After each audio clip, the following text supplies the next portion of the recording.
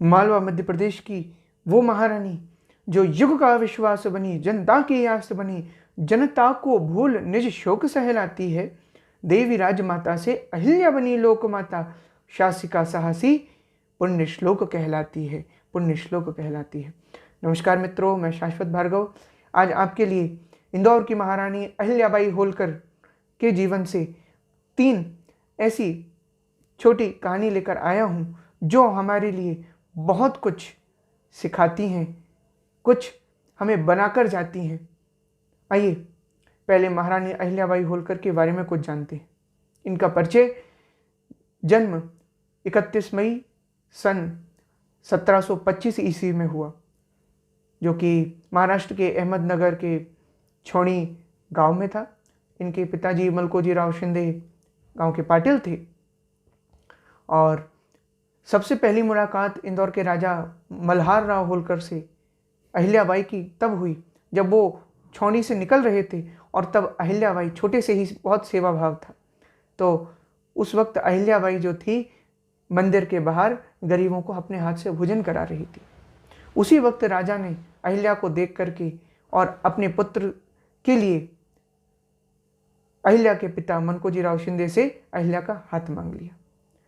उस वक्त स्त्री शिक्षा का प्रचलन नहीं था और फिर भी मनकोजीराव शिंदे ने अपनी बेटी को पढ़ाया लिखाया, योग्य बनाया और मात्र 8 वर्ष की उम्र में जब महाराज मल्हार राव होलकर ने हाथ मांग लिया अहिल्या का, तो अहिल्याबाई राजा के पुत्र खंडेराव होलकर से विवाह कर इंदौर की महाराज महल में पहुंच गई और वहां खांडेर के युद्ध में सन 1754 में ईस्वी में पति की मृत्यु हो गई। 12 वर्षों बाद ससुर की मृत्यु हो गई। 1 वर्ष बाद 1767 ईस्वी में रानी अहिल्या ने राज्य संभाला और तब से लेकर मृत्यु पर्यंत सन 1795 ईस्वी तक जो राज्य किया वो एक मिसाल, एक इंस्पिरेशन बन गया। आइए हम पहली लर्निंग सीखते हैं। She is unbiased. रानी निष्पक्ष थी।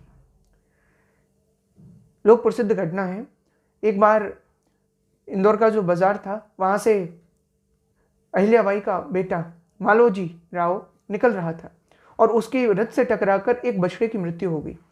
थोड़ी देर बाद उसी रास्ते से अहिल्या निकली। उसने देखा कि वो गाय जो उस बछड़े की माँ थी वो उस बछड़े को देखकर रो रही है।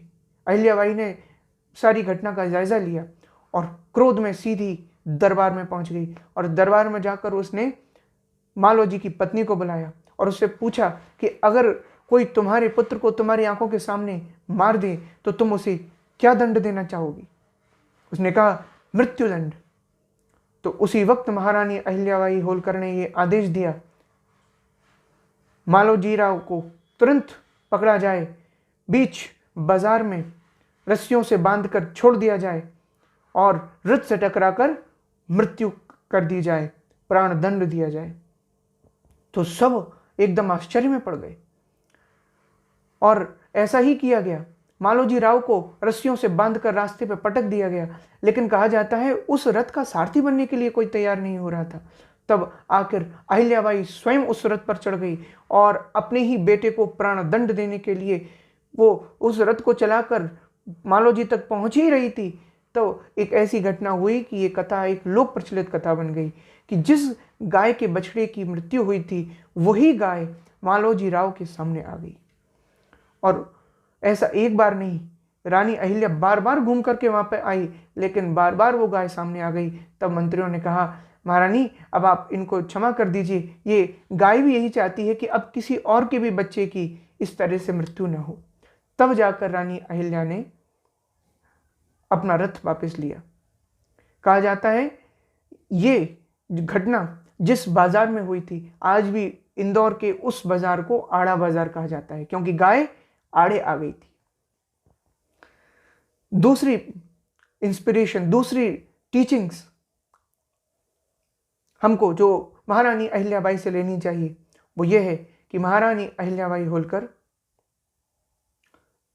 ये जानती थी कि संसार में हर समस्या का समाधान है, there is solution for every problem in this world. और ऐसा कब हुआ? जब पति की मृत्यु हुई तब ससुर जी ने सती बनने से रोक दिया। उस वक्त सती प्रथा का दौर था, लेकिन मना किया अहिल्या को कि नहीं, आगे चल के तुम्हें राज्य संभालना है। और 12 ही वर्षों बाद ससुर जी की मौत हो गई, 1 वर्ष बाद पुत्र की मृत्यु हो गई। और फिर रानी अहिल्याबाई जब सब तरफ से शोक में डूबी हुई थी, तब आसपास के सब राजाओं ने षड्यंत्र बनाया कि बहुत अच्छा मौका है, इस वक्त रानी अकेली है, इंदौर पर हमला कर दो और उसको हत्या लो। तो सब राजा अपनी अपनी सेनाओं को जोड़ करके और इंदौर को घेर लिए। उस वक्त रानी अहिल्याबाई ने ये खबर मिलते ही एक पत्र अपने सेनापति तुकोजी के हाथों उन राजाओं तक पहुंचाया। और उस पत्र में लिख करके क्या भेजा था? तुकोजी ने बताया कि यदि आप लोग युद्ध के लिए आमादा हो तो मैं अभी इंदौर का द्वार आपके लिए खोल देती हूँ। मेरी स्त्रियों की सेना भी तैयार है लड़ने के लिए, तुम सब राजाओं से, आप सबसे लड़ेगी। लेकिन उससे पहले एक बार जरा सोचिएगा जरूर कि अगर आपने मुझे हरा दिया तो लोग क्या कहेंगे कि एक कमजोर, एक शोक में डूबी हुई स्त्री को इतने राजाओं ने मिलकर हराया। और अगर मैं जीत गई, मेरी स्त्रियों की सेना जीत गई, तो लोग क्या कहेंगे कि एक कमजोर, शोक में हुई, डूबी हुई स्त्री से ये इतने राजा भी मिलकर हार गए, स्त्रियों से हार गए। इसलिए एक बार सोचिएगा जरूर। ये पत्र उन राजाओं को तीर की तरह चुभा और उनके सारे इरादों को नस्तनाबूद कर गया। उन सब राजाओं ने तब पत्र भिजवाया महारानी अहिल्याबाई होलकर तक कि नहीं नहीं रानी, हम तो शोक व्यक्त करने आए थे, हम युद्ध करने के इरादे से नहीं आए थे। और ऐसा कह करके, यानी इस प्रकार रानी अहिल्याबाई ने अपनी बुद्धिमत्ता से बिना लड़े ही युद्ध जीत लिया था। तीसरी learning from Rani Ahilyabai is this कि वो एक महान शिव भक्त थी। उन्होंने अपने पूरे राज्यकाल में, शासनकाल में सभी मुस्लिम आक्रांताओं को परास्त किया और अपने राज्य की पूर्ण रूपेण सुरक्षा की। मालवा को पर उन्होंने आंख उठाकर नहीं देखने दिया। महारानी अहिल्याबाई होलकर ने कई धर्मशालाओं का, मंदिरों का निर्माण कराया। अपने आसपास जितने इंदौर में, माहेश्वर में, कई और मंदिरों में और कई स्थानों पर न केवल मंदिर निर्माण कराया बल्कि पुनरुद्धार उन मंदिरों का कराया जिनमें पुराने समय में मुस्लिम आक्रांताओं ने तहस नहस कर दिया था। जैसे सोमनाथ का मंदिर, पुनरुद्धार उसका कराया। इसे आज भी हम उस मंदिर को पुराना सोमनाथ मंदिर या देवी अहिल्याबाई मंदिर के नाम से जानते हैं।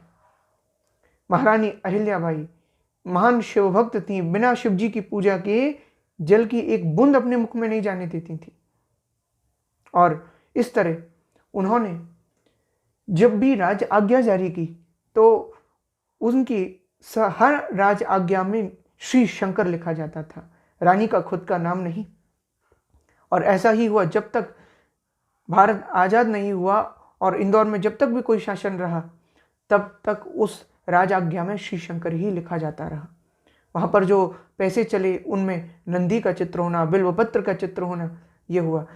रानी अहिल्याबाई ने आस्था के दम पर अपने पूरे शासन को चलाया और एक ऐसी मिसाल बनी, कुछ ऐसा कर दिखाया जो उनसे पहले और उनके बाद कोई न कर सका। महारानी अहिल्याबाई रोजाना ही जन लोक सुनवाई करती थीं, तब वो हमेशा कहती थीं कि ये जो प्रजा है, ये जो राज्य है, ये जो धन संपदा है, ये मेरी नहीं, ये सब उस परमात्मा की धरोहर है। मैं केवल इसकी संरक्षिका हूँ, मालकिन नहीं। ऐसा अद्भुत संदेश सनातन भारतीय संस्कृति का हम तक पहुंचाने वाली वीर शासिका, पुण्य श्लोक महारानी अहिल्याबाई होलकर। इनका एक प्रसिद्ध कविता भी है जो मैं आपको सुनाना चाहूंगा, ध्यान से सुनिएगा। मालवा की रानी हुई, करुण कहानी हुई, एक एक कर शिव कितने उठाती है, देख के प्रजा की पीर, 5 चक्षुओं का नीर, राजलोक धर्म हेतु स्वयं उठाती है, युग का विश्वास बनी, जनता की आस बनी, जनता को भूल निज शोक सहलाती है। देवी राजमाता से अहिल्या बनी लोक माता, शासिका साहसी पुण्य श्लोक कहलाती है, पुण्य श्लोक कहलाती है। यदि आपको लगा कि रानी अहिल्याबाई होलकर की इन 3 लर्निंग से समाज को कुछ ना कुछ अच्छा सीखने को अवश्य मिलता है, तो इन्हें शेयर जरूर कीजिएगा। और इन्हीं शब्दों के साथ बहुत बहुत धन्यवाद। मैं शाश्वत भार्गव। जय सिया राम।